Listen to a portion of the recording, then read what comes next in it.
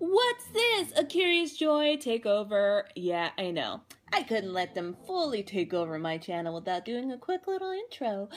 Basically, I'm dedicating this comic book day to the one and only Matt Murdock, and because my knowledge is very slim when it comes to Daredevil, all I know is him and Superior Iron Man and the Netflix series, I'm gonna leave it up to my friends over at the comic blog, Mike and Jasmine, and they will, inform you on what you should read. So, take it away, guys.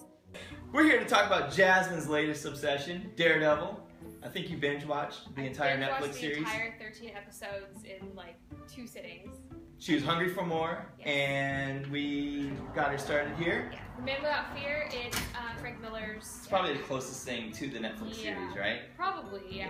It was an unproduced screenplay that Frank Miller wrote, and then when it was obvious the movie wasn't going to be made, he teamed up with John Romita Jr. and they made this miniseries.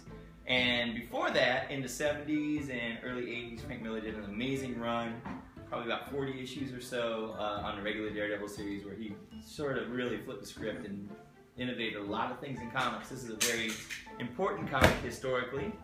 And again, that would be Daredevil 158 through 191. Elektra was introduced in there and stuff. Have you read this one yet? Guardian Devil by Kevin Smith? This was Marvel Edge, launched in like 1999 or so. Joe Quesada, this is what led Joe Quesada to become the editor-in-chief of Marvel. And it was written by Kevin Smith from Clerks and Mallrats fame, and maybe other things he's more famous for now. I don't know. But it really explores Daredevil's Catholicism. I think this came out around the time of Dogma, when Kevin Smith was really exploring his own sort of religious hang-ups. Born Again, you read that, right? I read Born Again. That's actually pretty, some of the aspects of that comic were also in the show. The Kingpin is a big player in that, and Karen Page is a really big player in that. But she has a little more agency in the show, so they kind of, they make her, they adapt her from that into what you see in the show. Daredevil's one of those characters who has a bunch of really amazing runs where a writer and artist teamed up and they just made a fantastic 30 or 40 issue run. One of my favorites, and it doesn't get a lot of coverage, but it's really good.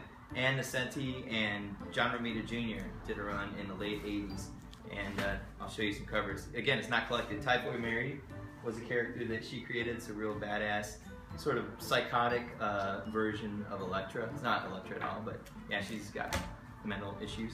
Daredevil fought Ultron. I just want to point out, the Avengers are taking on the Age of Ultron this summer, but Daredevil did it, looks like unsuccessfully. So anyway, that's a great run. If you can pick those issues up in quarter bins, I mean, they're really well worth it. After the Kevin Smith little segment, then the comic kind of wandered for a little bit, but then Brian Michael Bendis did an amazing run of Daredevil, which lasted like, I think 50 or 60 issues. Have you read that yet? I'm on the first volume right now. Yeah, very much in tone kind of with what I've seen too on the show. But Bendis, he's a very cinematic writer and writes great dialogue. And when he was announced he was leaving the book and Ed Brubaker was taking over, I didn't really know much about Ed Brubaker. And I'm always like, I buy so many comics, like, oh, finally I can stop reading Daredevil. But no, it was so good, I had to keep going.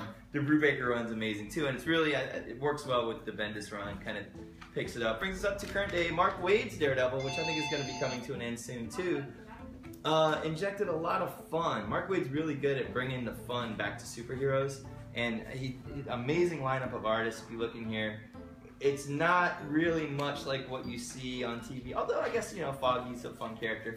But I would really recommend the current Daredevil run by Mark Waid and I think Paulo Rivera and a whole bunch of really cool, Marcos Martin, great artists work on it. So there you have it. If you like Daredevil, you're in luck, because there's a lot of great Daredevil to be had in comic shops. Come to the comic bug. We'll tell you all about it. We just did tell you all about it. But anyway, thanks.